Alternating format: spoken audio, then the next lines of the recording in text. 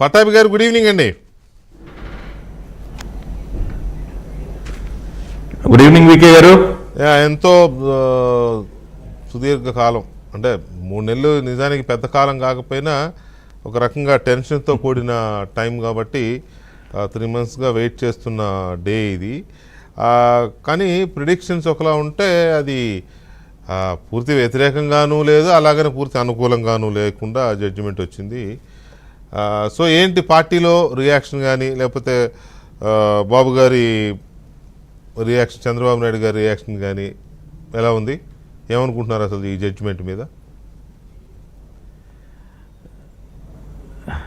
VK గారు, ఒకటి అంటే ఇవాళ సుప్రీంకోర్టులో వచ్చినటువంటి తీర్పు పైన మేము ఒక రకంగా దీన్ని ఒక పాక్షిక విజయంగానే మేము భావిస్తూ ఉన్నాం. సరే, మళ్ళీ అది సుప్రీంకోర్టు చీఫ్ జస్టిస్కి రిఫర్ చేయటం, మళ్ళీ హైయర్ బెంచ్కి వెళ్ళింది కాబట్టి ఈ లీగల్ బ్యాటిల్ విల్ కంటిన్యూ. ఇది ఏ రకంగానూ కూడా ఎటువంటి సెట్ బ్యాక్ కాదు, ఒక పాక్షిక విజయంగా మేము దీన్ని ట్రీట్ చేస్తూ ఉన్నాం. అండ్ లీగల్ బ్యాటిల్ని కంటిన్యూ చేస్తాం. ఎందుకంటే ప్రజా కోర్టులో ఆల్రెడీ మేము గెలిచాం వికే గారు. We already won in the people's court. ఈ తప్పుడు కేసులు వెనుకున్నటువంటి పరమార్థం ఏంటో ప్రజలు అర్థం చేసుకున్నారు. దేనికి తప్పుడు కేసులు పెట్టాడు, ఎందుకు చంద్రబాబు నాయుడు గారిని అక్రమ నిర్బంధంలో పెట్టాడన్న విషయాలు ప్రజలు గ్రహించారు.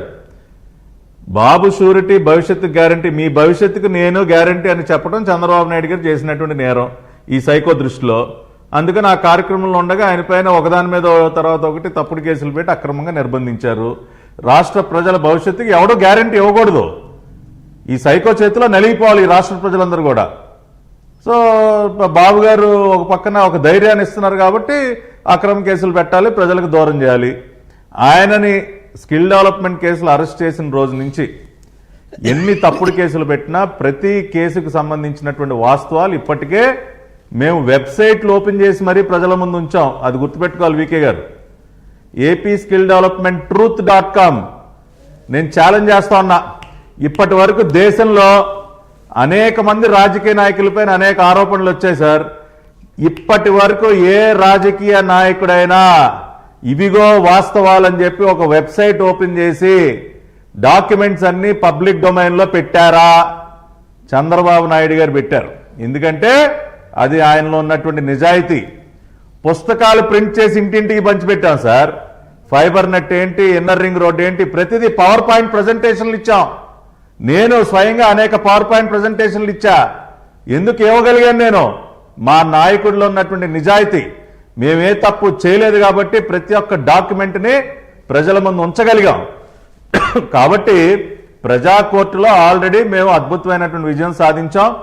53 రోజుల పాటు చంద్రబాబు నాయుడు గారిని అక్రమంగా నిర్బంధించి ఆయన విడుదలైన రోజున మీరు చూశారు ప్రజల నుంచి వచ్చినటువంటి స్పందన.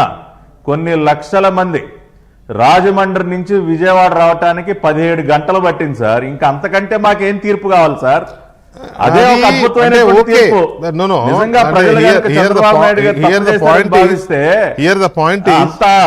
పట్టాభి గారు, ఓకే అప్పుడు జరిగింది, అరెస్ట్ చేసి కర్నూలు నుంచి